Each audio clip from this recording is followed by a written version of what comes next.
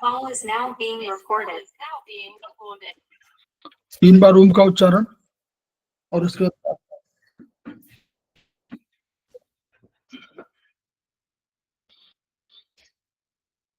ओ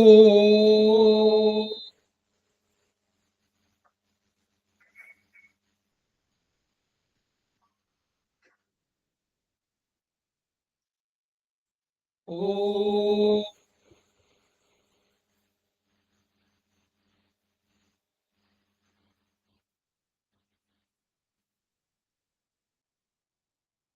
ओ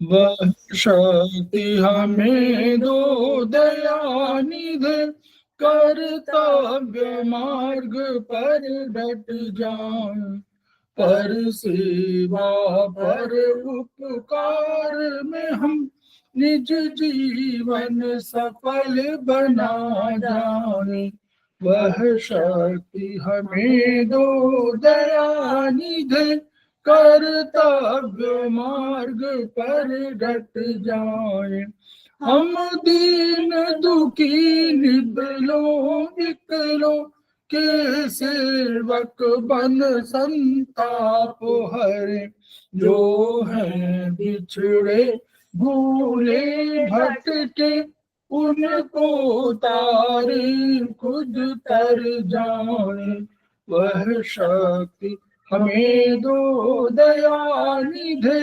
कर्तव्य मार्ग पर डट जाए छल द्वेष दंभ पाखंड झूठ अन्याय से निश दिन दूर रहे जीवन हो शुद्ध सरल अपना शुचि प्रेम सुधारस बरसाए वह शक्ति हमें दो दयानिधि कर्तव्य मार्ग पर डट जाए निज आन मान मर्यादा का प्रभु ध्यान रहे अभिमान रहे जिस देव भूमि में जन्म लिया बलिदान उसी पर हो जाए वह शक्ति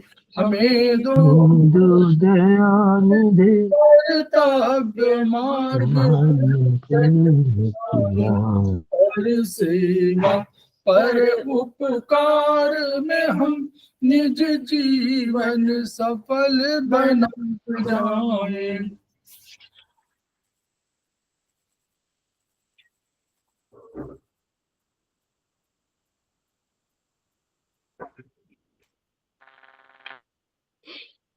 समवायी क्लासेस में आप सभी का स्वागत है।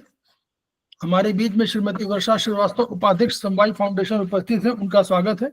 हमारे बीच में कमल कुमार कपिल जी उपस्थित है, उनका स्वागत है। हमारे बीच में अरुण कुमार पाठक जी उपस्थित है, उनका स्वागत है। हमारे बीच में रीता गांधी जी उपस्थित है, उनका स्वागत है। हमारे बीच में नीतू जैन जी उपस्थित है, वो हमारे समवायी फाउंडेशन के प्रमोटर हैं, उनका स्वागत है।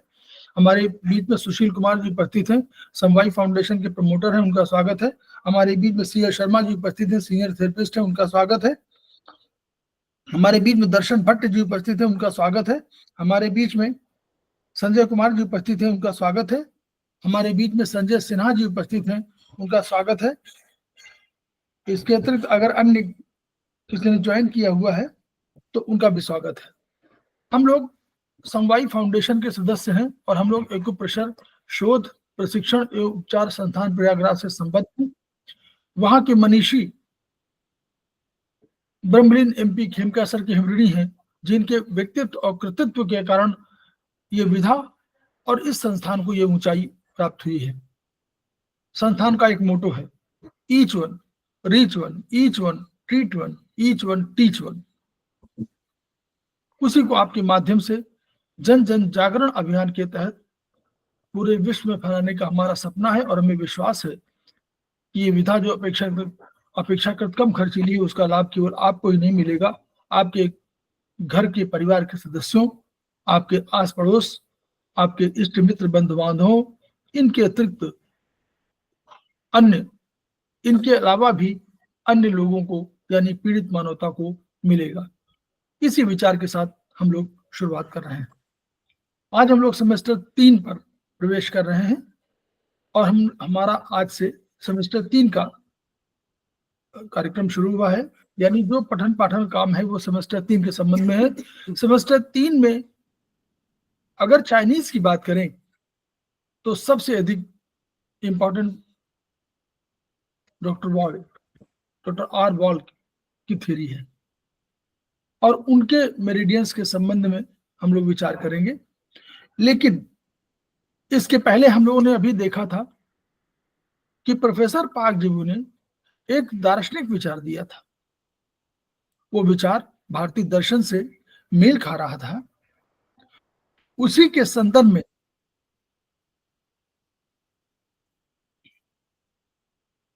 संदर्भ में जो मॉडर्न साइंस का विचार है वो भी एक विचार है और हम लोग इस किताब के संदर्भ में आगे बात करने जा रहे हैं।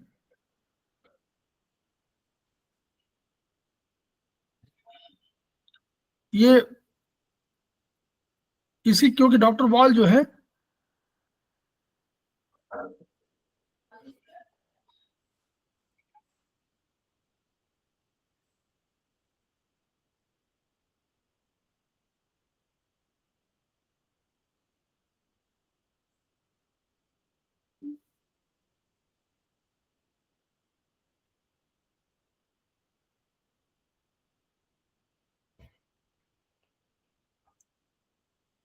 हमारे बीच में शशि जी उपस्थित हो गए हैं, शशि मित्तल जी उपस्थित हो गए हैं, उनका स्वागत है। हमारे बीच में सरिता जैन उपस्थित हो गई हैं, वो हमारे समवाय फाउंडेशन की प्रमोटर हैं, उनका स्वागत है। श्री शर्मा जी उपस्थित हो गए हैं, सीनियर थेरेपिस्ट है, उनका स्वागत है।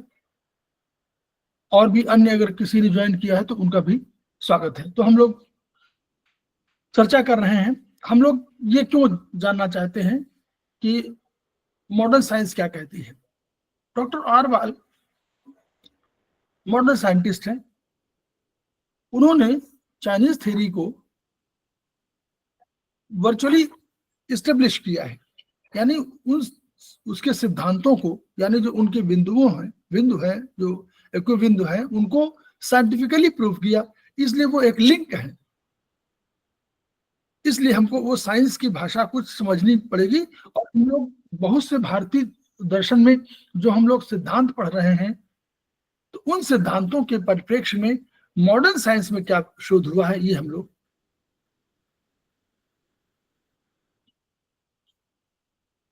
बात करने जा रहे हैं सेमेस्टर 3 में ट्रीटाइज 3।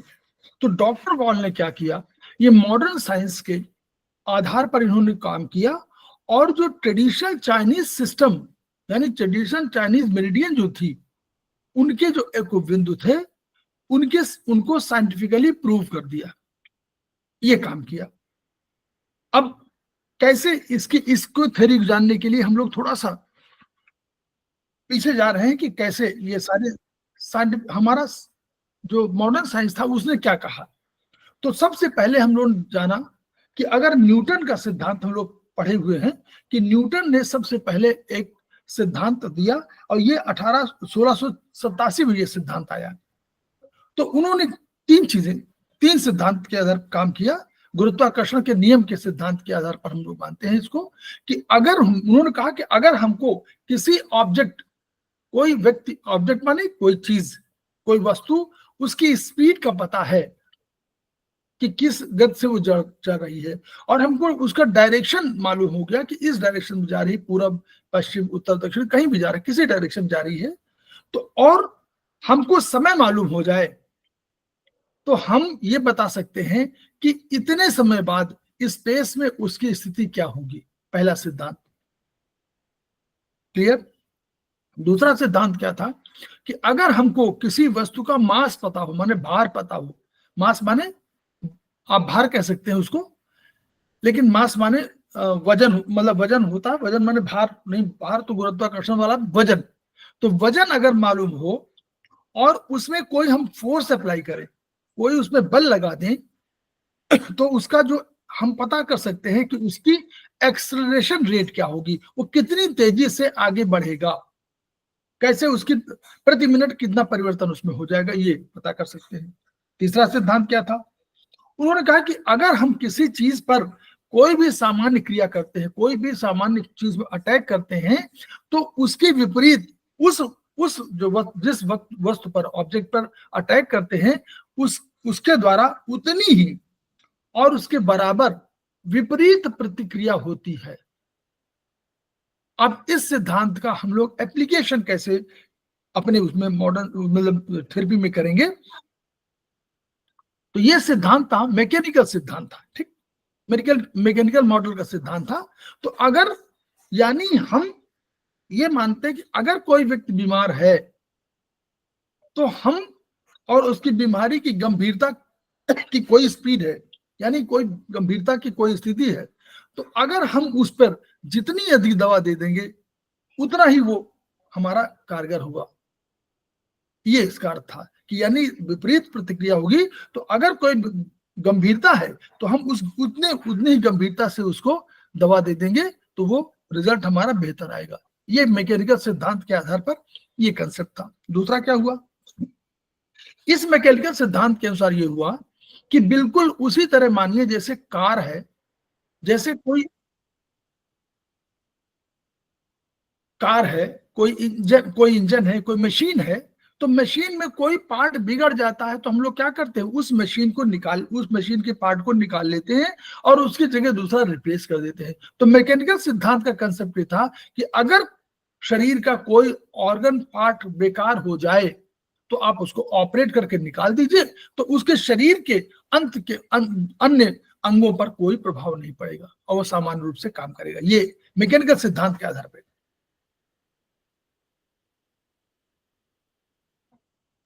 1919 में अल्बर्ट आइंस्टीन ने एक सिद्धांत दिया, E इक्वल टू mc²। एक सिद्धांत था, फिजिक्स का सिद्धांत है। E माने एनर्जी, m माने मास, जो हम लोग बात कर रहे थे, मास माने वजन, भार, और उन्होंने C कहा, C speed of light in vacuum, माने शून्य में जो स्पीड ऑफ लाइट है उसको उन्होंने बताया। अब तो ये कहा तो mc² यानी मास इनटू वेलोसिटी ऑफ, जो स्पीड ऑफ लाइट है वैक्यूम में, उसको क्या करें, स्क्वायर कर दें।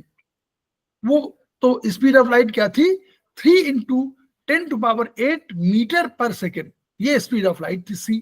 तो अगर इसको हम स्क्वायर कर दें तो और मास से गुणा कर दें तो E निकल आएगा। अब इस सिद्धांत ने क्या एक चीज दिया वो देखिए, E इक्वल टू mc², यानी मास और E में कोई रिलेशनशिप है, क्योंकि तो स्पीड ऑफ लाइट तो तय है। तो अगर स्पीड ऑफ लाइट तय है तो यानी E इक्वल टू m, मतलब m से और E का रिलेशनशिप है, यानी मास और हमारी एनर्जी में कोई संबंध है। तो मास को हम एनर्जी में कन्वर्ट कर सकते हैं और एनर्जी को मास में कन्वर्ट कर सकते हैं। तो यानी कोई भी शरीर जो मास है, जिसको मास कहेंगे, कोई मास तो है, उस मास को, वो मास ऊर्जा से बना हुआ है। अब मैटर माने कोई पदार्थ, उस पदार्थ में जो ऊर्जा है तो पदार्थ को भी ऊर्जा में ट्रांसफॉर्म कर सकते हैं। तो यानी, और स्पीड ऑफ लाइट को कहा उन्होंने कि स्पीड ऑफ लाइट किसी भी पदार्थ की अधिकतम गति है, इससे अधिक गति, उन्होंने कहा अल्बर्ट आइंस्टीन ने कि यह हाईएस्ट स्पीड है, इससे अधिक स्पीड किसी की संभव नहीं है।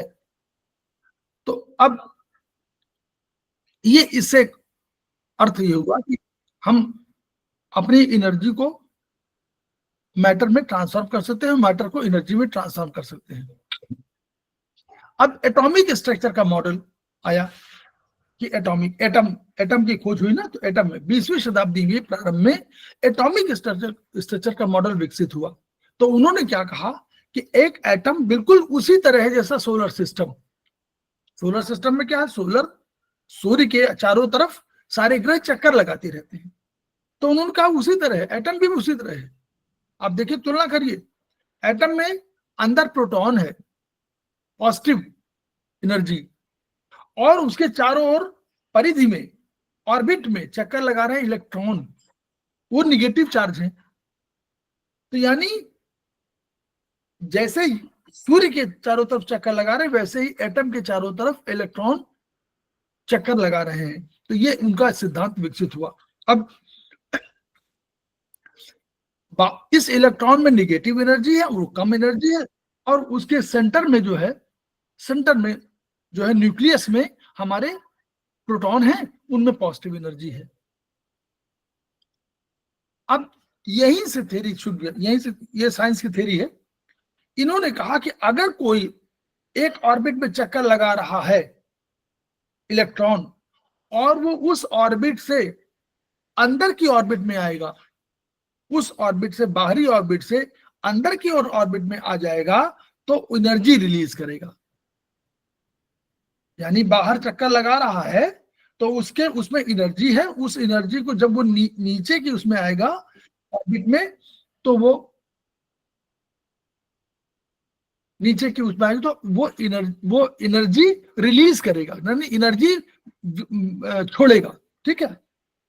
अब तो यानी कि ये इसको लाइट की मात्रा, ये उन्होंने लाइट की मात्रा कहा, और इसको फोटॉन शब्द का आनंद, इसको कहा फोटॉन। यानी जब भी कोई बाहर से अंदर ही में आएगा तो एक फोटॉन की एक मात्रा रिलीज करेगा, ये इसको और समझ लीजिए।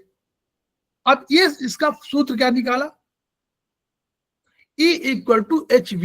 ये इस जो ये लाइट की मात्रा जो होगी, इसकी एक निश्चित फ्रीक्वेंसी, फ्रीक्वेंसी माने आवृत्ति, आवृत्ति माने एक मिनट में कितनी बार वो ऊपर नीचे हो रहा है, ये उसकी आवृत्ति है, कितनी बार आता है, बस कितनी बार आ रहा है ये।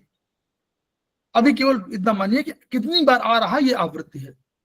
अगर आप किसी घर में 10 बार जाते हैं तो 10 बार आवृत्ति मानी जाएगी, अगर 12 बार जाते हैं तो 12 बार आपकी फ्रीक्वेंसी मानी जाएगी। तो उसका सिद्धांत निकला E equal to HV।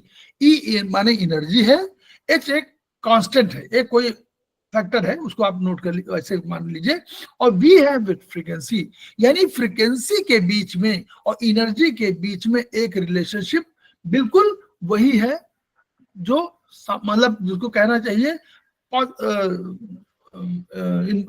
Proportional, proportional उसका एक वो है, उसी प्रोपोर्शनेट में वो बढ़ेगा। अगर E बढ़ेगा तो यानी V भी बढ़ेगा, फ्रीक्वेंसी बढ़ेगी तो एनर्जी भी बढ़ेगी। यानी जितनी बार वो आवृत्ति करेगा उतनी बार उसकी फ्रीक्वेंसी बढ़ेगी, उतनी बार उसकी एनर्जी बढ़ेगी। यानी जिसमें भी, किसी में भी जितनी अधिक फ्रीक्वेंसी ऑफ लाइट होगी, उतनी ही फोटोन की ऊर्जा होगी। यानी वो फोटोन जो रिलीज होगा, वो कितना रिलीज होगा, वो फ्रीक्वेंसी ऑफ लाइट पे डिपेंड करेगा। फ्रीक्वेंसी ऑफ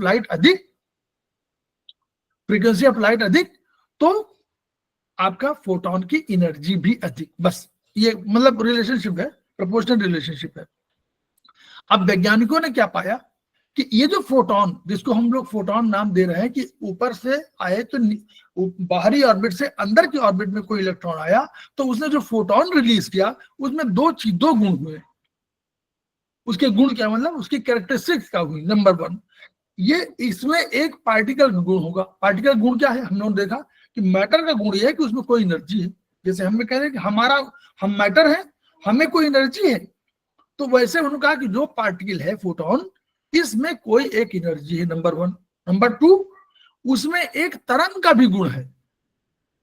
अभी तक हम लोग तरंग की बात नहीं कर रहे थे, अब पहली बार तरंग की बात आई, तो उसमें 2 गुण है। एक तो एनर्जी है, दूसरा वो ऊपर नीचे हो रहा है। जैसे हमारा पानी में हम ढेरा फेंकते तो ऊपर नीचे तरंगे, जैसे जल की तरंगे ऊपर नीचे होती हैं, तो ये तरंग का गुण है। यानी फोटोन यूं करके चलता है, वो उस एनर्जी की गति, फोटोन की एनर्जी है, लेकिन वो एनर्जी में वेवलेंथ भी है, यानी ऊपर नीचे हो रही है, ऊपर नीचे ऊपर नीचे ऊपर नीचे। ठीक। अब इस वेवलेंथ का भी सूत्र हुआ। इसका सूत्र हुआ कि ये जितनी लेंथ ऑफ द वेव है वो 1/, फ्रीक्वेंसी होगी। यानी फ्रीक्वेंसी अगर अधिक होगी तो वेवलेंथ कम होगी। यही तो इसका अर्थ निकला। बोलिए हाँ या ना। अगर वेवलेंथ बढ़ी तो फ्रीक्वेंसी जी सर। घटी, और फ्रीक्वेंसी बिल्कुल घटी सही। तो वेवलेंथ बढ़ी। एक हुआ ना? ये सर चलिए 1/λ। अब, हाँ, अब वेव्स क्या है? अब ये देखिए, अब सोलर सिस्टम को समझते हैं, हम लोग सोलर सिस्टम को समझने जा रहे हैं कि वो ब्रह्मांड में क्या नियम है जो हम लोग मान रहे थे कि दार्शनिक विचार हैं, और वहां के विचार कैसे हम लोग, फिर मेरिडियन क्या है, हम लोग चक्रों की सब बात कर रहे हैं, सब उनको इसी पे समझ में आ जाएगा। वेव्स क्या है? ये डायनेमिक स्ट्रक्चर्स हैं, यानी ये लगातार वेव्स मूव कर रही हैं। वेव है, मूव कर रही है, ऐसा नहीं कि रुकी हुई है, ये मूव कर रही है वेव्स। ये ऊपर नीचे, कभी ऊपर जाएंगी, नीचे आएंगी, फिर ऊपर जाएंगी, फिर नीचे जाएंगी। ऐसे हमारा एनर्जी सिस्टम है, हम लोग मानते हैं ना एनर्जी सिस्टम यही है।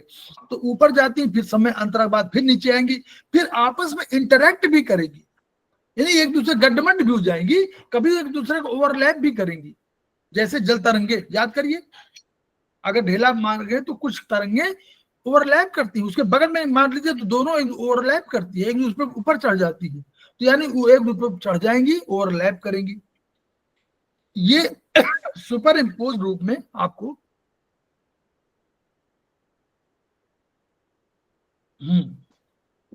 इसको उन्होंने नाम दिया इंटरफियरेंस का सिद्धांत। ये एक दूसरे को इंटरफियर करती है ना, एक दूसरे को इंटरफियर करती हैं, आग उसके ऊपर ओवरलैप करेंगी, कभी चढ़ जाएंगी, ओवरएक्ट करेंगी।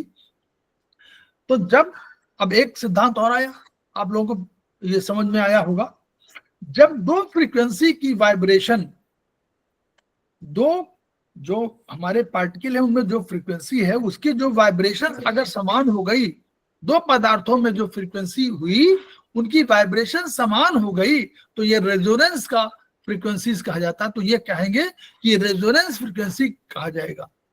इसमें क्या होगा, यानी अगर आपके पास जो एनर्जी फ्रीक्वेंसी की है, पेशेंट को जो उसकी जो एनर्जी है, उस एनर्जी की ही फ्रीक्वेंसी की कोई दवा दे दी जाए तो रेजोनेंस का सिद्धांत लागू हो जाएगा। अब ये सिद्धांत कहां लागू होता है? उदाहरण, अगर कोई गायक किसी ग्लास के सामने बैठा गा रहा है तो उसके गाने से जो फ्रीक्वेंसी जनरेट होगी, अगर वो ग्लास की फ्रीक्वेंसी से मैच करेगी तो ग्लास टूट जाएगा।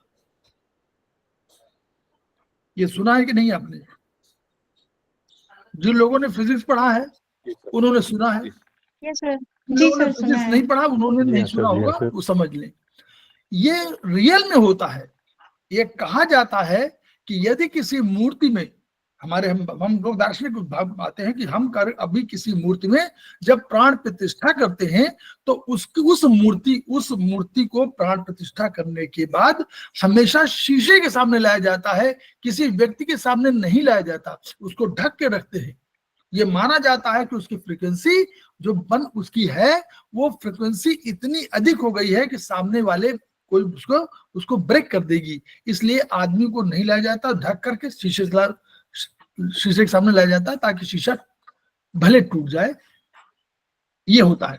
उसी तरह क्या होता है, उसी सिद्धांत में देखिए, किसी पुल पर जब किसी सेना को चढ़ाते हैं तो वो कहते हैं कि कदम ताल आप मतलब तोड़ दीजिए, एक फ्रीक्वेंसी मत रहे, उसको कोई ऊपर नीचे, कोई लेफ्ट करे, कोई राइट करे, ताकि पुल न टूट जाए। क्योंकि अगर ये फ्रीक्वेंसी जो आप जनरेट कर रहे हैं उस फ्रीक्वेंसी से पुल की फ्रीक्वेंसी मिल गई तो पुल टूट जाएगा। ये होता है ना? Yes sir. तो इस प्रकार एनर्जी ही विश्व में सभी वस्तुओं के जनन का आधार है। ये हम लोग कहा ना, हम कहते हैं वी ट्रीट इन एनर्जी, है ना, एक्यूप्रेशर इज फॉर एनर्जी। क्यों कहा रहे? क्योंकि एनर्जी विश्व में सभी वस्तुओं के जन्म का आधार है। कोई भी वस्तु जो पैदा हुई है वो एनर्जी की वजह से हुई है। इस एनर्जी में जो स्पेक्ट्रम है उसमें अनेक फ्रीक्वेंसी है, लेकिन हमारी आंखें केवल सीमित स्पेक्ट्रम को देख सकती हैं। हम केवल क्या देख सकते हैं? विबग्योर, वायलेट, इंडिगो, वही वाला violet, indigo, blue, green, yellow, orange, red, इतना विबग्योर देखते हैं, इतना ही। साथ ही इस स्पेक्ट्रम में अनेक कलर होंगे, लेकिन हम केवल विबग्योर को ही देख पाते हैं।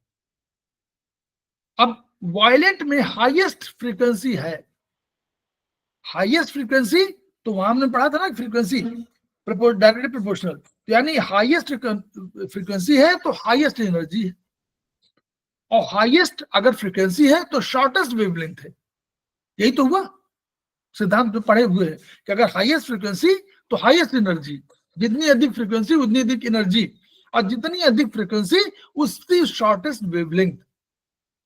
Yes, sir.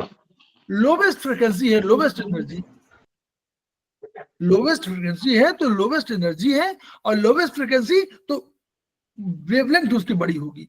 Highest. अब किसको हम लोग देख नहीं पाते? रेडियो फ्रीक्वेंसी को हम लोग देख नहीं पाते, सुनते हैं बस केवल। इंफ्रारेड रेडिएशन को हम लोग देख नहीं पाते, सुनते हैं। अल्ट्रावायलेट रेडिएशन को नहीं देख पाते, एक्सरे को नहीं देख पाते, गामा रेज को नहीं देख पाते। तो यानी हमारा सीमित है संसार ना। निष्कर्ष है, जब संसार में केवल एनर्जी है तो एनर्जी से उपचार क्यों न करें?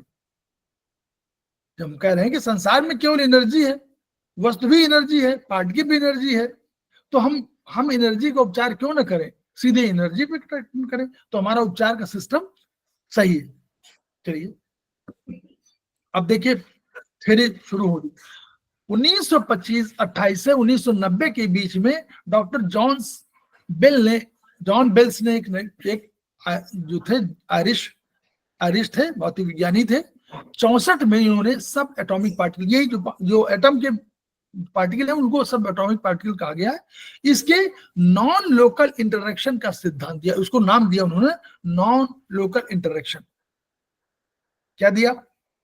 एक पार्टिकल या एनर्जी का भाग, एक पार्टिकल कोई है तो एनर्जी तो हुआ, एक पार्टिकल या एनर्जी का भाग दूसरे पार्टिकल या एनर्जी से बिना समय गंवाए, बिना माध्यम के कम्युनिकेट करता है। अब आप सोच लीजिए, उन्होंने कहा कि नो टाइम नहीं चाहिए, कोई माध्यम भी नहीं चाहिए, और कम्युनिकेट करेगा। और इसकी स्पीड ऑफ लाइट से भी अधिक तेजी से कम्युनिकेट करेगा। यानी वो सिद्धांत फेल हो गया जिसमें उन्होंने कहा था कि स्पीड ऑफ लाइट सबसे अधिक है। कहा था ना उन्होंने कि स्पीड ऑफ लाइट से अधिक नहीं हो सकती। न्यूटन के बाद कहा था उन्होंने कि भाई ये अल्बर्ट आइंस्टीन का सिद्धांत था। उन्होंने कहा ना, जो स्पीड ऑफ लाइट है इससे अधिक तेज कोई नहीं हो सकती। एक हाइपोथेसिस आई थी कि कोई लड़की अगर इतनी गति से तेज करे कि वो सूर्य की गति से अधिक तेजी से अगर गति करे तो वो पूरे भूतकाल में पहुंच सकती है। स्पीड ऑफ लाइट से अधिक तेज करे तो वो अपने भूतकाल में पहुंच जाएगी। तो ये कंसेप्ट आया था, लेकिन हाइपोथेसिस थी, ये उनके सिद्धांत के अगेंस्ट में। लेकिन इन्होंने कह दिया कि ना, कोई भी पार्टिकल, कोई भी एनर्जी का पार्ट दूसरे पार्टिकल से, दूसरे एनर्जी से बिना माध्यम के, माध्यम भी नहीं चाहिए, नो स्पेस इज रिक्वायर्ड, कोई स्पेस नहीं चाहिए, कोई माध्यम नहीं चाहिए, बिना समय गंवाए, यानी बिना किसी, जो अब आप तुलना करिएगा मन से तुलना करिए। मन क्या करता है? बिना समय गंवाए, बिना माध्यम के, कोई माध्यम नहीं है, और वो कम्युनिकेट करता है ना, ईश्वर से मिलता है, ब्रह्मांड से मिलता है। अमेरिका में जो चीजें आपने नहीं वो देखी वहां में कम्युनिकेट कर लेता है। सपने आते हैं, आप पता नहीं कहां पहुंच जाते हैं। ये क्या है? वही है, ये कम्युनिकेशन होता है। इसके लिए केवल टाइम और स्पेस ही चाहिए। ठीक, टाइम तो चाहिए ही, कोई जगह तो चाहिए ही भाई। इसका समर्थन बाद में holographic model of the world से किया गया। यही सबसे महत्वपूर्ण होलोग्राफिक मॉडल है जिसको हम लोग जान जाएंगे, और इसी के माध्यम से, हम ये नहीं कह रहे कि उसको हम थ्योरी जानते हैं, हम केवल उसके कंसेप्ट को जानना चाहते हैं ताकि हम समझ जाएं कि हम कहां पर है, विज्ञान कहां पर है, हम कहां पर है। ये होलोग्राफिक मॉडल है, बहुत महत्वपूर्ण मॉडल है। 1947 में हंगरी के भौतिक विज्ञानी डेनिस गेबर ने 3 डायमेंशनल इमेज से होलोग्राफिक मॉडल को सिद्ध किया। अब होलोग्राफिक मॉडल को आप साइंस की भाषा में मत समझिए, आप केवल अपना ये समझिए कि वर्चुअली कहता क्या है। इस एक्सपेरिमेंट के आधार पर एक होलोग्राफिक फिल्म बनाई गई, 3 डायमेंशनल एक फिल्म बनाया, जिसमें उन्होंने जो रेडिएशन किया था, जो उन्होंने जो फिल्म डाली थी, जो उनमें रेडिएट किया था, जो चीजें डाली थी उसमें, तो वो पाया ये गया कि जो उसका पिक्चर का कोई भी पार्ट है, छोटा सा पार्ट, उस पार्ट से पूरी फिल्म उसी एंगल पर, उसी स्टाइल पर डेवलप हो सकती है। कंसेप्ट समझिए, एक बड़ी इमेज, उसके एक छोटे अंश को लिया गया और यह पाया गया कि बड़ी इमेज में जो मूवमेंट है, ऊपर नीचे दाएं बाएं या जैसे कर्व है, ऐसे ही इस छोटे मॉडल, इस छोटे से ग्रुप में भी वही कर्व है, वही कर्वेचर है। इसका अर्थ क्या हुआ? यानी जो भी इंफॉर्मेशन एक छोटे से मॉडल में है, छोटे से एरिया में है, वही पूरी पिक्चर में वही इमेज आपको दिखाई पड़ेगी। तो बड़ी इमेज से आप इस छोटी इमेज को डेवलप कर सकते हैं, इस छोटी इमेज से आप बड़ी इमेज को डेवलप कर सकते हैं। इसका अर्थ क्या हुआ? अब देखिए, इसका अर्थ समझिए, किसी भी ऑर्गन के कार्य को जानने के लिए उसको अनेक भागों में काटना जरूरी नहीं है। उसके एक छोटे से पार्ट में वही चीजें होंगी जो पूरे शरीर में होंगी, जो उस पूरे ऑर्गन में होंगी। एक ऑर्गन के 1 सेंटीमीटर के अगर जगह को आप देखेंगे, तो उसमें जो परिवर्तन है या जो चीजें उसमें हैं, वही चीजें आपको पूरे ऑर्गन में दिखेंगी। इसका मतलब क्या हुआ कि पूरे ब्रह्मांड में समस्त वस्तुएं एक दूसरे से जुड़ी हुई है। कौन सा सिद्धांत? 0 और 9 का सिद्धांत, तम और आत्मा का सिद्धांत। तम भी तो जुड़ा हुआ है आत्मा से, 0 भी तो जुड़ी हुई 9 से। पर और अपर का जो सिद्धांत है कि पर अलग, अपर अपने साथ, तो ये दोनों जुड़े हुए हैं।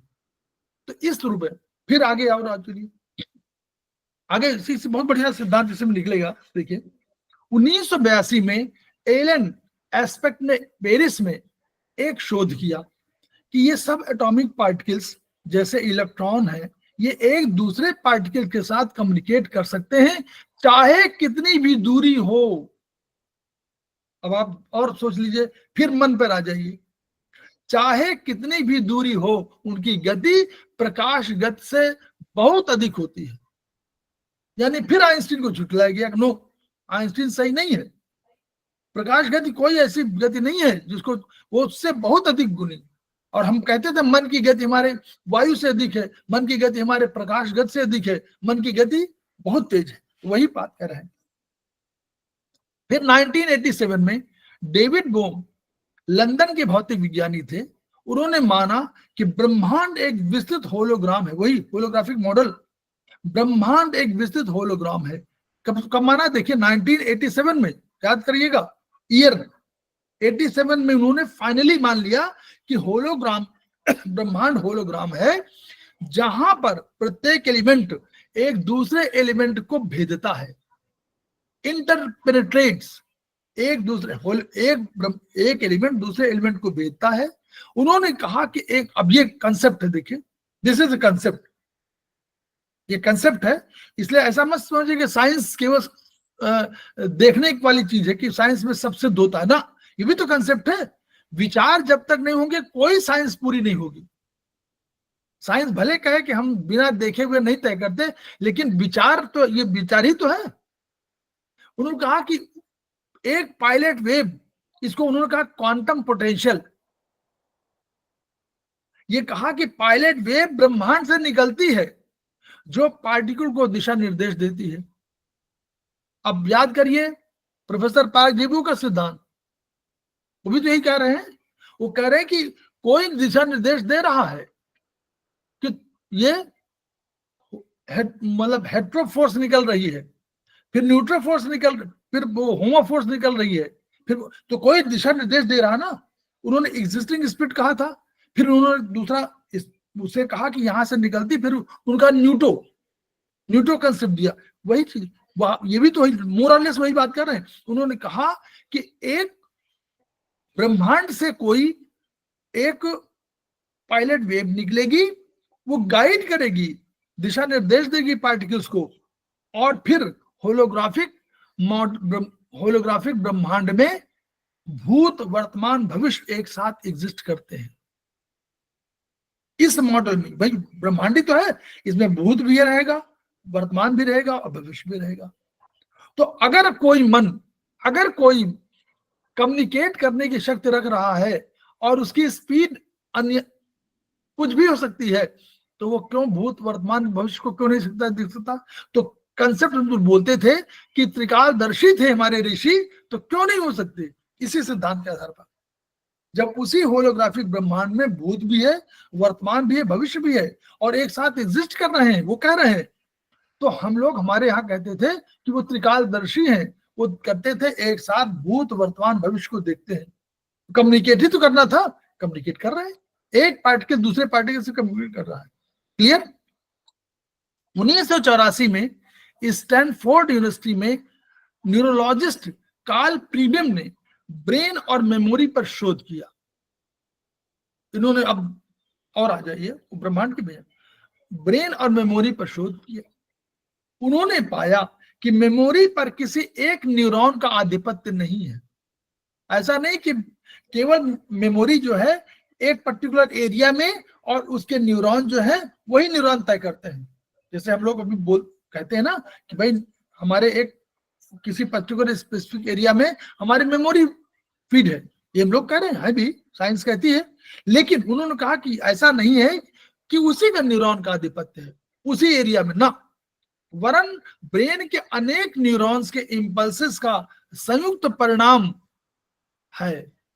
मेमोरी है ये कई न्यूरॉन के साथ जो कम्युनिकेट करते हैं और एक चीजों से एक तय निर्धारित करते हैं, वो मेमोरी का सिद्धांत है। बिल्कुल होलोग्राम की तरह, जैसे होलोग्राम में एक बिंदु दूसरे बिंदु से कम्युनिकेट कर रहा है, तो वैसे ही मेमोरी के जो न्यूरॉन है वो दूसरे मेमोरी के दूसरी जगह जो न्यूरॉन है उनसे कम्युनिकेट करते हैं, तब मेमोरी को फॉर्म करते हैं। भले हम लोग कहें कि मेमोरी का एक कोई पर्टिकुलर सेंटर है, हम कहते हैं ना कि हमारा लिम्बिक सिस्टम, हम कहते हैं ना लिम्बिक सिस्टम मेमोरी का सेंटर है, या हम कह देते हैं कि एमाइडिला या उन सब कहते हैं न्यूक्लियस वाले उनमें।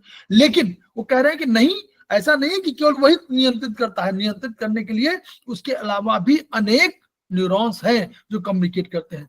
यही कारण है कि मानव मस्तिष्क एक साथ करोड़ों सूचनाएं एक छोटे से स्थान में स्मृतियों के रूप में रख सकता है, तो कम्युनिकेट सबसे कर रहा है ना। वो जो ब्रेन में एक जगह है, एक पार्टिकल, छोटा सा पार्टिकल है, कम्युनिकेट तुरंत कर लिया दूसरे से उसने। तो इस आधार पर उन्होंने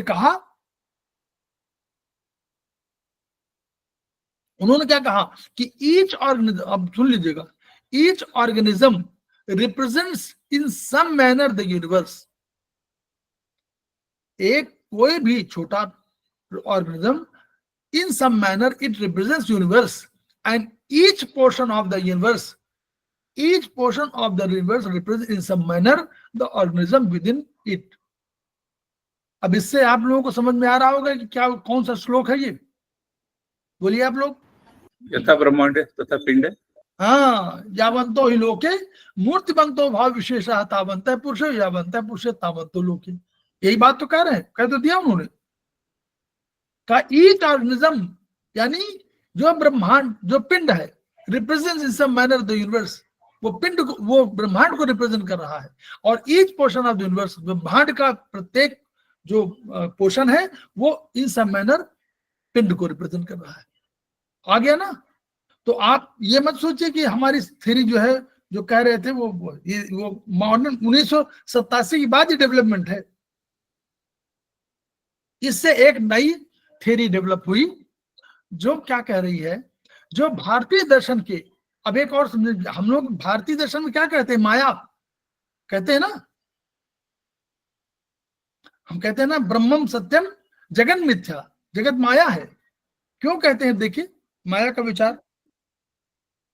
विचार कैसे आया, माया का विचार क्यों आया? एक थ्योरी डेवलप हुई जो भारतीय दर्शन के माया विचार से मेल खाती है। हमारी इंद्रियां अनेक फ्रीक्वेंसी को ग्रहण करने की क्षमता रखती है, बहुत सही, हम अनेक कर सकते हैं, यानी उनके प्रति संवेदना युक्त। अगर हम संवेदनशील हैं तभी तो हम उसको ग्रहण करते हैं, तो ग्रहण किया। लेकिन अगर हम सीमित दायरे में ही फ्रीक्वेंसी ग्रहण कर पाते हैं, अगर हम केवल सीमित दायरे के, एक स्पेक्ट्रम है इतना बड़ा, और उस स्पेक्ट्रम को केवल इतना हम ले पाते हैं, विबग्योर को ले पाते हैं, तो इसका मतलब हुआ कि पूरे संसार की बहुत चीजों नहीं जानते हैं। तो जो हमारी जानकारी है वो पूरे ब्रह्मांड के एक भाग की है, पूरे संसार के, ब्रह्मांड वन मानिए, संसार नहीं, पूरे ब्रह्मांड की केवल एक भाग की जानकारी है। तो जब हम जो जानकारी हमको मिली हुई है, या हम जो अपनी इंद्रियों से देख पा रहे हैं, ये हमारा टेलीस्कोप, माइक्रोस्कोप जो भी कह लीजिए, इससे जो देख पा रहे हैं, जो समझ पा रहे हैं, वो एक सीमित दायरे में है। तो यानी पूरा संसार बिल्कुल डिफरेंट है, पूरा ब्रह्मांड डिफरेंट है। हम जो जानते हैं वो माया है। माया माने वो सही नहीं है, क्योंकि इसकी इधर भी बहुत चीजें। मान लीजिए हम केवल अगर पूरे संसार में, पूरे ब्रह्मांड में केवल उसके 3% को जानते हैं, तो क्या हम पूरे ब्रह्मांड को जानते हैं? तो हम कैसे, क्यों ना कहें कि संसार माया है और ब्रह्म सत्य है? ब्रह्म सत्य माने ब्रह्मांड, ब्रह्म को मान लीजिए ब्रह्मांड, तो ब्रह्मांड सत्य है और हम केवल उसके एक माया के, एक उसको जानते हैं जो हमको दिखाई पड़ रहा है। एक जादूगर है, वो हमको दिखाई दे रहा है और हमको चीजें, लड़की हवा में उड़ती हुई दिखाई दे रही है, लेकिन हम केवल माया के वो सत्य नहीं है, उड़ नहीं रही है। वही चीज उन्होंने कहा कि ब्रह्म सत्य है और जगत मिथ्या है। तो निष्कर्ष निकला हुआ कि जो कुछ जानते हैं वो माया है, वास्तविकता इससे करोड़ों अंश, वो करोड़ों गुनी अधिक है। क्लियर? अब इन सब थ्योरीज में क्या हुआ, निष्कर्ष क्या हुआ? इन सब ने जो अपना बनाया, हम लोग बहुत उस पर नहीं जा रहे हैं कि फिजिक्स पूरा समझें, कि उन्होंने कहा कि सबसे ऊपर एब्सोल्यूट एनर्जी है, E1। देखिए पढ़िएगा यहीं पर, सबसे ऊपर एब्सोल्यूट एनर्जी है E1, उसके नीचे E2 एब्सोल्यूट वैक्यूम है। एनर्जी का जो हाईएस्ट लेवल है वो वहां पे, तो उन्होंने कहा था प्रोफेसर पाकजेबू ने, उन्होंने नाम दिया था उसको एग्जिस्टिंग स्पिरिट, हाईएस्ट लेवल पर है। और उसने क्रिएट किया एक न्यूटो को, और उसने न्यूटो फोर्स ने संसार तम से, यानी उन्होंने कहा था कि जो जीरो वर्ल्ड है उससे रियल वर्ल्ड की ओर, हम कह रहे हैं तम से वास्तविक संसार की ओर। तो वही यहाँ कंसा के एब्सोल्यूट वैक्यूम E2 लेवल जो है, एनर्जी का लेवल 2, माने एनर्जी। सर एक क्वेश्चन है, पूछूं? एक क्वेश्चन है सर, पूछूं? सर ये नॉलेज को माया क्यों बोल रहे हैं? नॉलेज को माया क्यों बोल रहे हैं? जो नॉलेज है वो तो रियल है ना सर, नॉलेज जानने को। नहीं, नॉलेज रियल है, लेकिन नॉलेज जितना है वो बहुत कम है, इसलिए माया है। माया उन्होंने ये नहीं कहा सर वो जो तो आप किसी से हाथ मिला रहे तो माया नहीं, माया वास्तविकता नहीं है। वर्चुअली जो हमारा जितना ज्ञान है वो बहुत सीमित है। तो जो जिस संसार के हम जानते हैं वो संसार बहुत कम है भाई। उसके हमारे बगल में कोई जीवाणु बगल में बैठा हुआ है, हम उसको देख पा रहे हैं? बोलिए, वो एक नहीं सेल देख पा रहे, उसको देख नहीं पा रहे हैं। और हम कहते हैं कि हम सब जानते हैं कि हमारे बगल में कौन बैठा हुआ है। तो हम सामने बैठे हुए ब्रिजमोहन जी को देख पा रहे हैं, हम दर्शन भट्ट जी को देख पा रहे हैं, हम जो है CL शर्मा जी को देख पा रहे हैं, लेकिन हम बगल में बैठे हुआ, जो हमारे बिल्कुल बगल बैठा हुआ जीवाणु, उसको देख नहीं पा रहे हैं। तो माया नहीं हुआ? कंसेप्ट की बात कर रहे हैं हम ये नहीं जस्टिफाई नहीं कर रहे, हम कह रहे हैं कि जो भारतीय दर्शन में माया कंसेप्ट आया वो ऐसे आया कि उन्होंने कहा कि जो हम जानते हैं वो बहुत माया है, वो सही नहीं है, वो दिखाई पड़ रही है उतनी तो सही है, लेकिन इसके अलावा ब्रह्मांड में बहुत चीजें हैं जो हम नहीं जानते। तो हम पूरे ब्रह्मांड को नहीं जानते, इस संसार को जानते नहीं है, इसलिए माया है। ठीक है। सर माया का मीनिंग हम ऐसा नहीं लेंगे कि हम जान कुछ रहे हैं, दिखा, जैसे जादूगर दिखाता है माया है, कुछ है नहीं और कुछ दिखाता है। बट यहाँ तो नॉलेजेबल ही है ना, जो आपको ज्ञान है वो आप दे रहे हो, वो तो क्षमता के अनुसार है कि हम कम दे रहे हैं या ज्यादा दे रहे हैं, जिसमें ये जितनी हमारा क्षमता होगी सर। नहीं उत्तर मैम, बहुत पूरा आप सुनेंगे, पूरा कॉन्सेप्ट सुनेंगे तो सर का क्लियर हो जाएगा। आप पूरा सुनिए लेक्चर, उसमें क्लियर हो जाएगा आपको। और हम इस पर बहस नहीं जी, कर रहे मैं कि माया सुन उन्होंने रही। सही कहा गलत कहा। उन्होंने हमारा कहना ये कि जो ये कंसेप्ट आया कि जो ब्रह्मांड में हम जान जितना जाने, अगर हम वेबग्योर को केवल जान रहे हैं तो बगल वाली कोई कलर है उसको जान ही नहीं रहे, उस स्पेक्ट्रम को जान ही नहीं रहे, इधर नहीं जान पा रहे हैं। आपके कान जो सुनाई करते हैं, कोई एक पर्टिकुलर फ्रीक्वेंसी है उसको सुन पाते हैं, उसके बगल में सुन ही नहीं पाते, चाहे वो आपको गाली दे। अगर मान लीजिए कोई छोटा कीड़ा अपनी आवाज में गाली दे रहा हो हमको, मान लीजिए एग्जाम्पल दे रहा हूं, तो हमको सुनाई नहीं पड़ रहा है, तो हम उसके बारे में रिएक्ट ही नहीं करते। तो ये माया नहीं है, इस रूप में माया नहीं है कि हम उसको जान ही नहीं रहे, वो बगल में है। हमारे बगल में एक कीड़ा कोई बैठा हुआ होगा, एक सेल का, कोई जीवाणु, कोई कीटाणु, विषाणु, उसको नहीं देख पा रहे हैं और हम दूर बैठे देख रहे हैं। तो ये माया, इसको इस रूप में माया कहा उन्होंने संसार को। अब इस पर बहस मेरा नहीं करना कि माया पे शुरू हो जाए। नहीं सर, बहस नहीं कर रही, नहीं, ठीक है, ओके सर, ओके। हमारा ये कंसेप्ट है कि उन्होंने ये माया का विचार से मेल खाता है। हमने ये नहीं कहा कि माया विचार सही है कि गलत है, हम ये नहीं कह रहे, हम कह रहे हैं कि इस आधार पर कहा। तो इन्होंने एब्सोल्यूट एनर्जी को इवन है एनर्जी, हाईएस्ट लेवल की एनर्जी, एब्सोल्यूट एनर्जी। दूसरा उसके नीचे एब्सोल्यूट वैक्यूम है E2, जिसको प्राइमरी टॉर्शन फील्ड कहा उन्होंने साइंस की भाषा में। साइंस की भाषा में हमको समझाना नहीं इस पर, ये पीटीएफ कहा इन्होंने, प्राइमरी टॉर्शन फील्ड कहा। इसके नीचे जो एनर्जी आई वो E3 एनर्जी आई, जिसको प्लाज्मा उन्होंने कहा। ये एनर्जी प्लाज्मा की है। तो यानी सबसे हाईएस्ट एनर्जी एब्सोल्यूट एनर्जी, दूसरी प्राइमरी टॉर्शन फील्ड की एनर्जी इवन E2, और तीसरी प्लाज्मा की एनर्जी, चौथी एनर्जी गैस की थी, पांचवी एनर्जी लिक्विड की थी, और छठवीं एनर्जी सॉलिड। और यही जो सॉलिड एनर्जी हमारी है, ये हमारा यहीं पर हमारा E6 के लेवल पर हमारा फिजिक्स है। तो जो हमारा फिजिक्स है, जिसको हम जानते हैं, जिसको हम विज्ञान कहते हैं, वो हमारा E6 वाली एनर्जी के लेवल पर हम जानते हैं। क्लियर? तो ब्रह्मांड में प्रत्येक जीव ब्रह्मांड का प्रतिनिधित्व करता है, और ब्रह्मांड का प्रत्येक भाग किसी न किसी रूप में ब्रह्मांड में स्थित जीव का प्रतिनिधित्व करता है। यावंतो हि लोके मूर्तिमंतो भाव विशेषा तावंतः पुरुषे यावंतः पुरुषे तावंतो लोके। ये सिद्ध यहां से भी हो गया। ज्ञान के समुद्र में से कुछ ज्ञान हम ग्रहण कर पाते हैं, इससे यह पूरा संसार हम जानकारी नहीं कर पाते, माया की तरह प्रतीत होता है।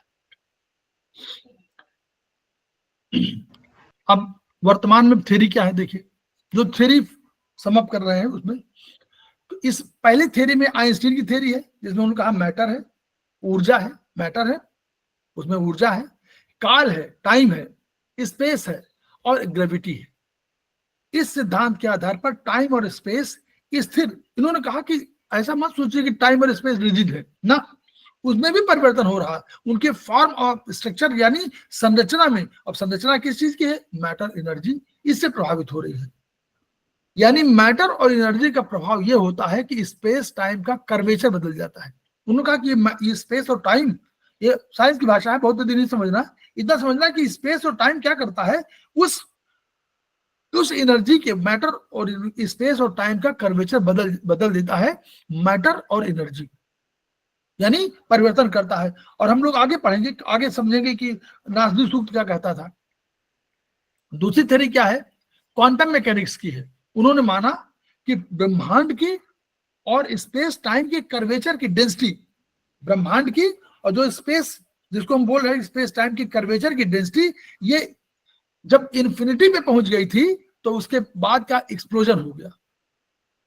एक्सप्लोजन से टाइम की शुरुआत हुई, बिग बैंग थ्योरी, उनका एक्सप्लोजन से टाइम की शुरुआत हुई। बाद में गैलेक्सीज जब कई हुए तो गैलेक्सीज बनी, एक तारामंडल दूसरे से अलग हो गया, इनके बीच की दूरी बढ़ने लगी। और यही फ्रीडमैन का भी सिद्धांत था कि एस्ट्रोनॉमर हिबल ने ऑब्जर्व किया कि जो रेड फ्रीक्वेंसी है जिसको हम देख पाते हैं, रेड फ्रीक्वेंसी थी ना, हम कह रहे थे रेड फ्रीक्वेंसी हमारी जो थी सबसे अधिक नियर थी जिसको हम देख पाते थे, कब से कम एनर्जी वाली। तो उस एनर्जी को तो वो उन्होंने देखा कि ये दूर होती जा रही है, यानी उनका मतलब था कि अगर ये फ्रीक्वेंसी हमारे सबसे करीब थी, ये दूर हो रही है, इसका मतलब कि ब्रह्मांड फैल रहा है। इस आधार पर किया कि ये रेड वाली हमसे दूर हो रही है, तो पहले 5 किलोमीटर, फिर 10 किलोमीटर, फिर 100, फिर 500, तो उन्होंने कहा ये तो बढ़ रही है, इसका ब्रह्मांड फैल रहा है। और हम लोगों ने क्या कहा था, नासदी सूक्त में पढ़ा था ना हम लोग, तम में पढ़ा है ना हम लोगों ने, अभी हाल में ही जब तम पढ़ रहे थे तो उसमें हम यही कहा कि तम में यही उन्होंने कहा कि नासदी सूक्त में कहा कि जो संसार में कुछ नहीं था, केवल एक शून्य था और उसमें केवल ईश्वर था और कंपन रहित परमेश्वर था। और कंपन रहित परमेश्वर के साथ साथ क्या था, उनका प्रकृति थी, स्वधा सलिल युक्त प्रकृति थी। और इसी ईश्वर ने उस जो कंपन रहित परमेश्वर था, इसके बराबर कोई नहीं था, इससे अधिक कोई नहीं था, इसके समान कोई नहीं था, इसकी तरह कोई नहीं था, और उसने ब्रह्मांड की रचना किया तो ब्रह्मांड फैलने लगा। तो यही वहां पर उस तरह। तो ये फिर पेनरोज एंड हॉकिंग्स ने 1970 में ये बताया कि जब ब्रह्मांड सिंगल बिंदु के रूप में था, सिंगल पॉइंट, तो स्पेस शून्य था नेचुरली। जब बिल्कुल पॉइंट था तो स्पेस नहीं था। स्पेस तो तब होगा जब एक फैलाव होगा। और मैटर का घनत्व तो इन्फिनिटी, मैटर कितना रहा होगा, बिल्कुल हाईएस्ट उसकी डेंसिटी रही होगी। इस समय पॉजिटिव एनर्जी सर्वाधिक थी, हाईएस्ट एनर्जी का पॉइंट था, वो सिंगल पॉइंट था, शून्य। इस शून्य मतलब एक सिंगल पॉइंट, इस बिंदु पर ब्रह्मांड की 4 शक्तियां एक्टिव थी। कौन शक्तियां थी? एक तो ग्रेविटेशनल फोर्स, दूसरे इलेक्ट्रोमैग्नेटिक फोर्स, तीसरा वीक न्यूक्लियर फोर्स और एक स्ट्रॉन्ग न्यूक्लियर फोर्स। अब ब्रह्मांड की पॉजिटिव एनर्जी ने मैटर की सृष्टि किया, इसी पॉजिटिव एनर्जी की वजह से मैटर बना और फिर निगेटिव एनर्जी जो ग्रेविटेशनल बल के रूप में विकसित हो गई, ग्रेविटेशनल एनर्जी निगेटिव हो गई। जब एक्सप्लोजन हुआ, बिग बैंग थ्योरी, तो एक निरपेक्ष शून्य यानी एब्सोल्यूट वैक्यूम बना। जब बिग बैंग एक्सप्लोजन हुआ तो एक शून्य बन गया ना, स्पेस बन गया। उससे क्या हुआ, अनेक छोटे छोटे पार्टिकल्स जो थे वो एनर्जी से बने थे, वो अलग अलग हो गए, वो प्रोटॉन, न्यूट्रॉन, इलेक्ट्रॉन के रूप में हो गए। फिर इन्होंने हाइड्रोजन और हीलियम के परमाणु बना दिए और बाद में बहुत सी चीजें बन गई। तो इन दोनों सिद्धांतों को समावेशित करके स्ट्रिंग थियरी आई 1984 में। पार्टिकल्स के स्थान पर उन्होंने वाइब्रेशन करते हुए उन्होंने दूसरी चीज मान लिया, लेकिन अल्टीमेटली बेस वही था। उन्होंने कहा कि पार्टिकल्स नहीं माना उन्होंने, जैसे स्पेस मानना था पार्टिकल्स में ऐसे मूवमेंट होगा, उन्होंने कहा ना, उन्होंने वन वाइब्रेशन करते, उन्होंने कहा कि ये वन वाइब्रेशन करते हुए वन डायमेंशनल फिलामेंट्स है। इन्होंने फिलामेंट मान लिया उसको, तो जो भिन्न भिन्न फ्रीक्वेंसी के थे, वाइब्रेट करते हैं और यही ग्रेविटेशन अट्रैक्शन के द्वारा वाइब्रेशन मूवमेंट पैदा करते हैं। अब चूंकि मूवमेंट करेंगे तो ग्रेविटेशन अट्रैक्शन होगा, वाइब्रेशन मूवमेंट होगा। अब जो ये चित्र पहले दिखाया गया था उसमें हम लोगों ने भी दिखाया था ना, ये वाला, इसकी बात कर रहे हैं, ये इसी पे ध्यान दीजिएगा, इसी पर हम विचार कर रहे हैं आगे।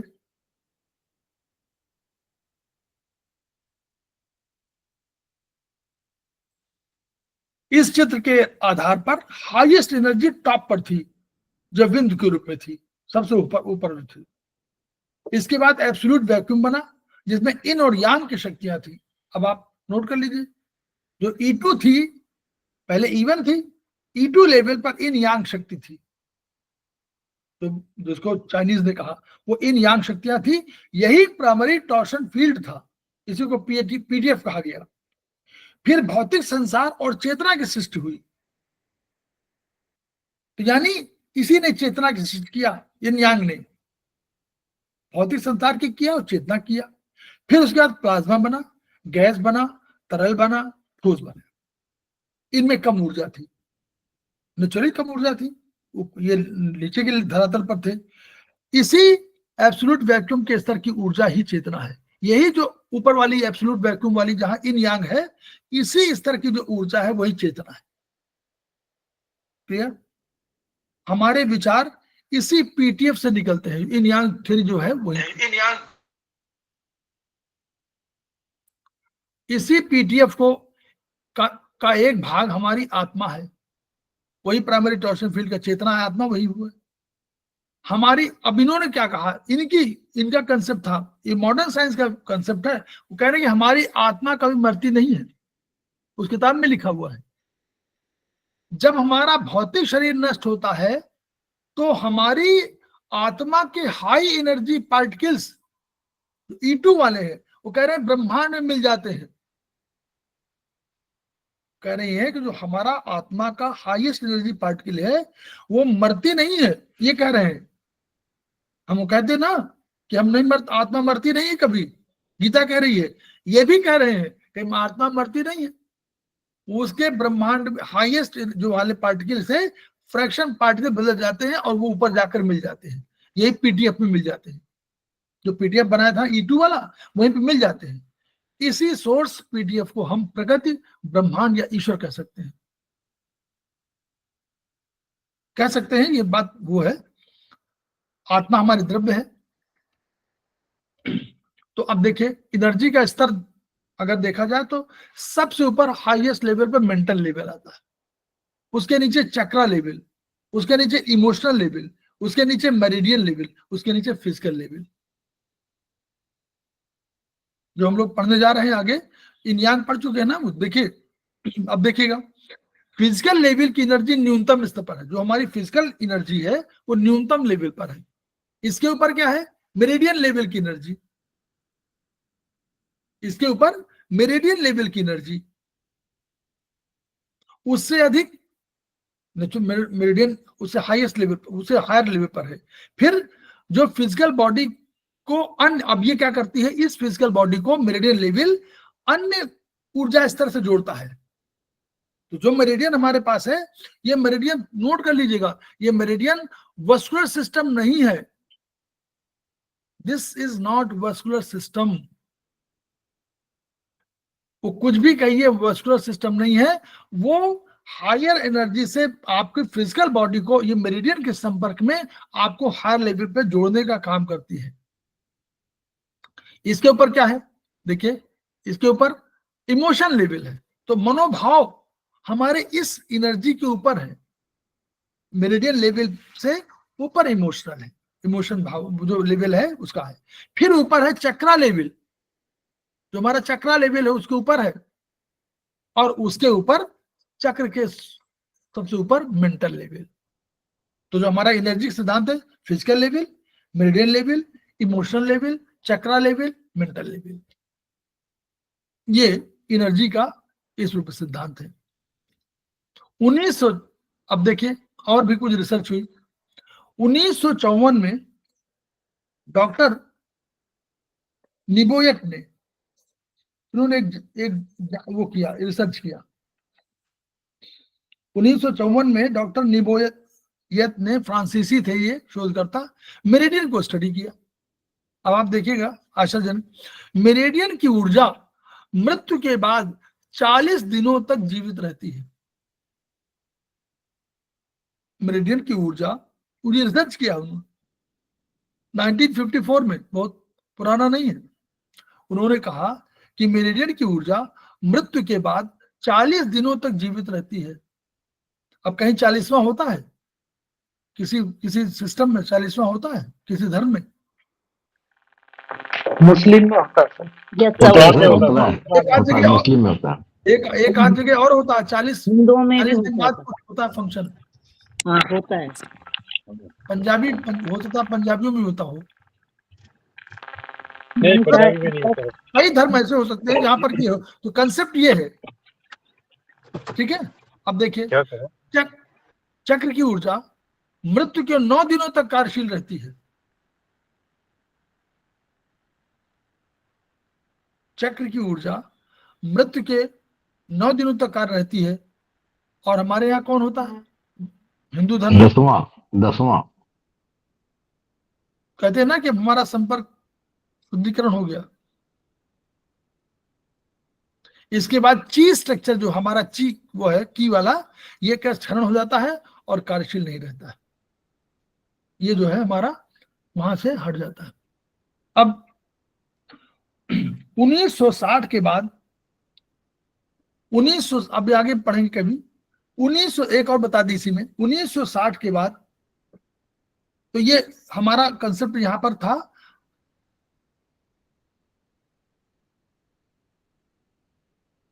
अभी बता रहे हैं, थोड़ा सा बता दें, डॉक्टर वॉल बताते हैं। तो 1960 के बाद कोरियन वैज्ञानिक है, उन्होंने ये पाया कि कंसेप्शन के 15 घंटे के अंदर ये आपका मेरिडियन सिस्टम डेवलप होता है। 15 घंटे के अंदर मेरिडियन सिस्टम डेवलप होता है।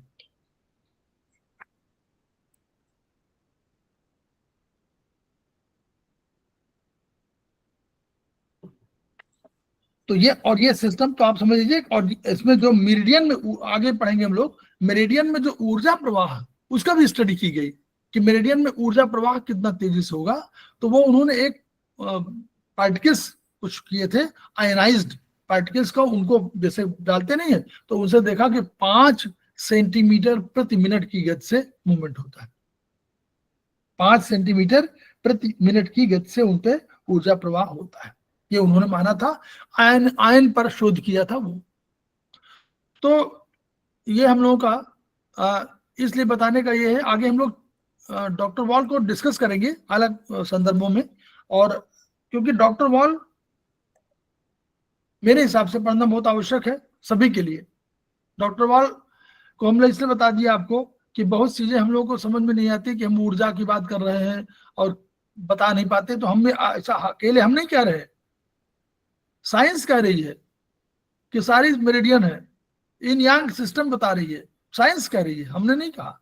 साइंस ने शोध किया है कि इन यांग जो पीडीएफ लेवल पर है। हम कह रहे थे ना कि ब्रह्मांड ने अपने 2 रूपों में प्रकट किया, वही वो भी कह रहे हैं कि ऊपर वाली एनर्जी ने इन यांग को सिस्टम को प्रकट किया। और बाद में हमने कहा मेरिडियन सिस्टम। और मेरिडियन सिस्टम हमारा जो है वो आप फिजिकल लेवल को मेरिडियन सिस्टम ऊपर लेवल से जोड़ता है, मनोभाव से जोड़ता है, आपके मेंटल लेवल से जोड़ता है, आपकी एनर्जी से जोड़ता है, चक्रा से जोड़ता है। तो ये जो कंसेप्ट है, यानी चक्रा लेवल की एनर्जी मेरिडियन लेवल की एनर्जी से और ऊपर की एनर्जी है। ये हम लोगों ने देखा ना अभी इसी में, हम लोगों ने नहीं कहा। तो हमारे जो भारतीय दर्शन की जो चक्र लेवल की एनर्जी थी वो नेचुरली इनसे ऊपर की एनर्जी है। तो इस रूप में हम लोग इसको थोड़ा सा प्रयास है। और हम लोग फिर डॉक्टर वॉल को फिर पढ़ेंगे। डॉक्टर वॉल जो लिखा हुआ केवल उतने पे नहीं, थोड़ा सा इसके बेसिस पे भी पढ़ेंगे। और तब हम लोग अगली बार जब होगा तो डॉक्टर वॉल को पढ़ेंगे। तो हम लोग इस वीडियो को शेयर करें, हम लोग अपने ज्ञान को बढ़ाएं, हम लोग इस पर विचार जरूर करें। क्योंकि कोई चीज, कोई दर्शन आया है तो दर्शन हो सकता है कि हम लोग जो मॉडर्न साइंस की बात करते हैं, ये मॉडर्न साइंस भी कहता जरूर है कि हम सब चीज देखते हैं, उसी को जो ऑब्जर्व करते हैं उसी को मानते हैं। अगर ऑब्जर्व करना ही है तो विचार क्यों आता है? एक ने ऑब्जर्व किया और आपने कहा ये काला रंग है, तो कौन कह रहा बता रहा है काला रंग है? काला रंग कहने के लिए भी तो कोई विचार चाहिए। आपने कहा काला रंग है, हम तो मानेंगे, ये काला रंग का विचार भी तो कहीं है। फिर आपने कहा कि ये 2 चीजें हुई इसलिए इंटरप्रिटेशन, तो जो इसलिए आप बोलते हैं वही आपका विचार है। तो आप बोलते हैं कि ये 1 बराबर 3 और 3 बराबर 5, तो फिर कहते हैं ना इसलिए 5 बराबर 3, ये कह देते हैं। तो वो जो इसलिए बोलते हैं वही विचार है, वही मन है। और इसलिए आप ये नहीं कह सकते कि आप केवल आप पदार्थ से जुड़े हुए हैं, यानी आप ऊर्जा से भी जुड़े हुए हैं। ऊर्जा माने जो सोचती है वो ऊर्जा है, जो एग्जिस्ट करती है वो पदार्थ है नहीं। जो चिंतन करते हैं वो ऊर्जा है, जो एग्जिस्ट करते हैं वो पदार्थ है। तो हम लोग खेमका सर के सपनों को पूरा करने के लिए आगे बढ़ेंगे। और सर उनके सर जैसे 40 दिन का कंसेप्ट, जब हमारे बच्चे पैदा होते हैं तो 1.25 महीना उसमें रखते हैं, वो भी एक कंसेप्ट यहाँ तक जो आप जोड़ना बहुत बढ़िया आपने बताया sir. Really we are realise कि हम बहुत अच्छी जगह हैं सर। 40 कंसेप्ट, हमारे बच्चे जो पैदा होते हैं न्यूली, हम उनको क्या बोलते हैं, उसको जहाँ रखते हैं घेवर से ऐसे कुछ बोलते हैं, उसमें जच्चा बच्चा दोनों को रखा जाता है, किसी भी प्रकार की चीजें उससे आसार ना हो। 40 कंसेप्ट वहां पर भी है सर, और आपसे अभी जुड़ा हुआ है, बहुत बढ़िया सारा जुड़ा है सर डेवलप कर आपने। रहा है ना, सारा डेवलप कर रहा है, उसी समय सारा एनर्जी सिस्टम डेवलप होता है। और जो हम लोग कह रहे थे कि मेरिडियन ने, वो कहते ना, चाइनीज ने क्या कहा, meridians are the means by which man is created, कहा है ना। तो वहां बिल्कुल सर, अगर बिल्कुल सिस्टम के बिल्कुल। 15 घंटे के गर्भोत्सव अंदर भी सब होता है, चीज डेवलप हो इसीलिए रही है, 15 दिन के बाद कराते हैं। तो वही 15 घंटे के अंदर डेवलप हो रही थी, इसका मतलब वो है कि वो क्रिएशन में पावर है ना, उसको आगे चल के जो डेवलप हो रहा है ऑर्गन्स में, चाहे वेसल्स में, चाहे वस्कुलर सिस्टम में, सब में उसका योगदान है। एनीवे, तो हम लोग जो है खेमका सर के सपनों को पूरा करेंगे, आपस में ज्ञान बढ़ाएंगे, दूसरे ज्ञान को आत्मसात करेंगे, अपना ज्ञान उनको देंगे, और इसी तरह ज्ञान की ज्योति जलाएंगे और खेमका सर के सपनों को पूरा करेंगे। सपने क्या है हम जानते हैं, each one reach one, each one treat one, each one teach one. इन्हीं शब्दों के साथ हम लोग 2 मिनट का ब्रेक देते हैं, फिर प्रणाम नमस्कार। क्लास बहुत ही अच्छा रहा सर आज का। बहुत अच्छा रहा। यस, प्रणाम सर। प्रणाम प्रणाम। ये आध्यात्मिक ज्ञान था।